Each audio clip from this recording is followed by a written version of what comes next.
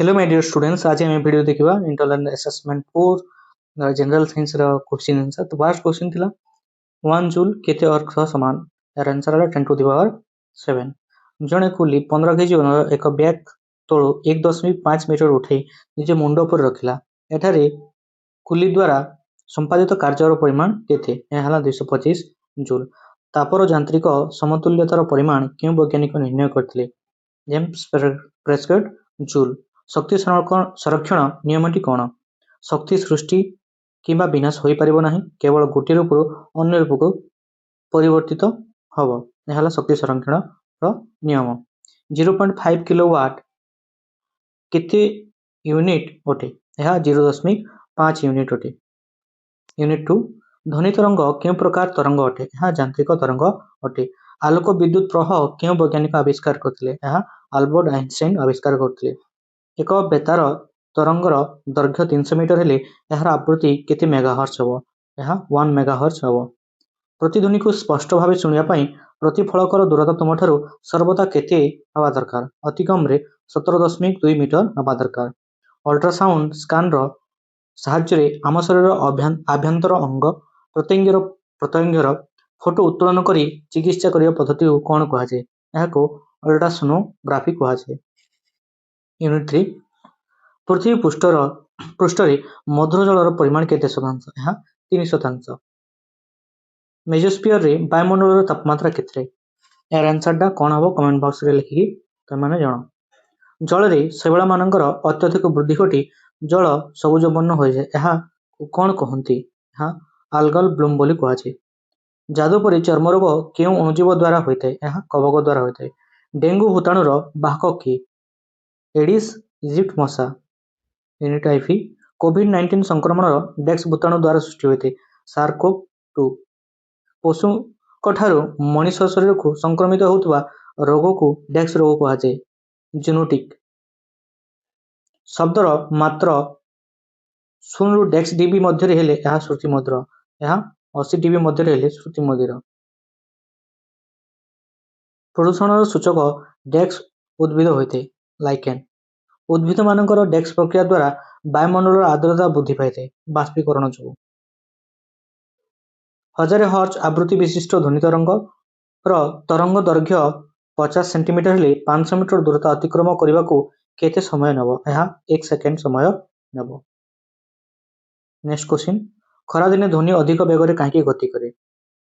कारण वायुमंडल तापमात्रा वृद्धि हेतु ध्वनि अधिक बेगर गति करे। डाक्टर माने व्यवहार करुवा स्टेथोस्कोप रे ध्वनिर क्यों गुणर प्रयोग कराई? ध्वनिर बहु प्रतिफलन व्यवहार कराई।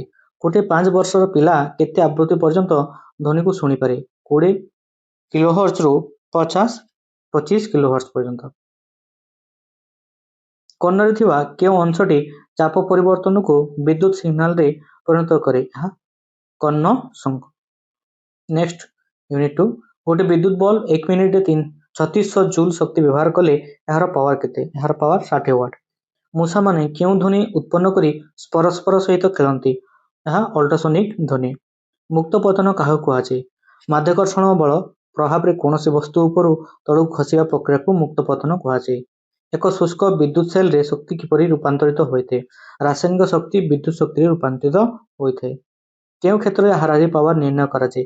जेतेबेले कौनसी यंत्र बा व्यक्तिर क्षमता समय सहित परिवर्तित हुए सेतेबेले हाराहारी पावर निर्णय कराए। एथला खस्तम कौन आंसर है कमेंट बॉक्स में देखिए निश्चित भाव जन। नेक्स्ट क्वेश्चन ठीक ना भूल? आंटीजेन को वाई आकार होता है। आंटीजेन गुड़िक वाई आकार होता है ठीक।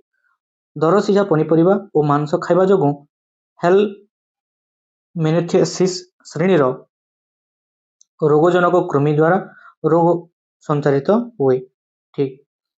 मोटरसाइकेल उत्पन्न शब्द 110 रु 120 डीबी रहा आवश्यक। या ठीक है ना भूल हम कमेंट बॉक्स लिखिकी जन। लोहित मूर्तिकार तंबा अंश अधिक होर रंग ईषत लाल भूल।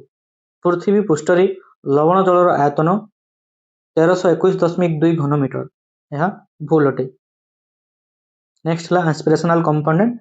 निम्नलिखित घटना शक्ति रूपांतरण किपरि हुए अनुध्यान कर लेख। फास्ट है ध्वनि तीर मारिला बेले आंसर देखा ଫାର୍ଷ୍ଟ ହେଲା ଧ୍ୱନିରେ ତୀର ମାରିଲା ବେଳେ। ଧନୁକୁ ଟାଣିଲା ବେଳେ ମାଂସପେଶୀ ଶକ୍ତି ସ୍ଥିତିଜ ଶକ୍ତିରେ ପରିଣତ ହୁଏ। ତୀର ଛାଡ଼ିଲା ବେଳେ ଏହା ଗତିଜ ଶକ୍ତିରେ ପରିଣତ ହୋଇଥାଏ। ମାଂସପେଶୀ ଶକ୍ତି ସ୍ଥିତିଜ ଶକ୍ତି, ସ୍ଥିତିଜ ଶକ୍ତିରୁ ଗତିଜ ଶକ୍ତି। ଘରେ ବୁଲୁଥିବା ଫ୍ୟାନ୍। ଫ୍ୟାନ୍ ବୁଲିବା ପାଇଁ ବୈଦ୍ୟୁତିକ ଶକ୍ତି ବ୍ୟବହାର କରାଯାଏ, ଯାହାକି ଗତିଜ ଶକ୍ତିରେ ପରିଣତ ହୁଏ। ବିଦ୍ୟୁତ ଶକ୍ତିରୁ ଗତିଜ ଶକ୍ତି। Solar cell. ସୋଲାର ସେଲ୍ ସୂର୍ଯ୍ୟାଲୋକରୁ ଆଲୋକ ଶକ୍ତିକୁ ବୈଦ୍ୟୁତିକ ଶକ୍ତିରେ ରୂପାନ୍ତରିତ କରିଥାଏ। ଏହା ଆଲୋକ ଶକ୍ତିରୁ ବୈଦ୍ୟୁତିକ ଶକ୍ତିକୁ ସ୍ଥାନାନ୍ତରିତ ହୁଏ। ଜଳଚକ୍ର ଘଟିଲା ବେଳେ। ଜଳ ଉପରୁ ତଳକୁ ପଡ଼ିବା ବେଳେ ସ୍ଥିତିଜ ଶକ୍ତି ଗତିଜ ଶକ୍ତିରେ ପରିଣତ ହୁଏ, ଯାହା ଟର୍ବାଇନ୍ ବୁଲାଇବା ପାଇଁ ବ୍ୟବହୃତ ହୁଏ ଏବଂ ପରେ ବିଦ୍ୟୁତ ଶକ୍ତିରେ ରୂପାନ୍ତରିତ ହୁଏ। ସ୍ଥିତିଜ ଶକ୍ତିରୁ ଗତିଜ ଶକ୍ତି, ଗତିଜ ଶକ୍ତିରୁ ବିଦ୍ୟୁତ ଶକ୍ତିକୁ ରୂପାନ୍ତରିତ ହୁଏ। ବାୟୁ ପ୍ରବାହିତ ହେବା ସମୟରେ ବାୟୁର ଗତିଜ ଶକ୍ତି ପବନ କଳକୁ ଘୁରାଏ, ଯାହା ବୈଦ୍ୟୁତିକ ଶକ୍ତିରେ ପରିଣତ ହୁଏ। ଏହା ଗତିଜ ଶକ୍ତିରୁ ବୈଦ୍ୟୁତିକ ଶକ୍ତିକୁ ସ୍ଥାନାନ୍ତରିତ ହୁଏ। ଏଇଟା ଥିଲା ତାର ଏସ୍ପିରେସନାଲ କମ୍ପୋନେଣ୍ଟର ଆନ୍ସର।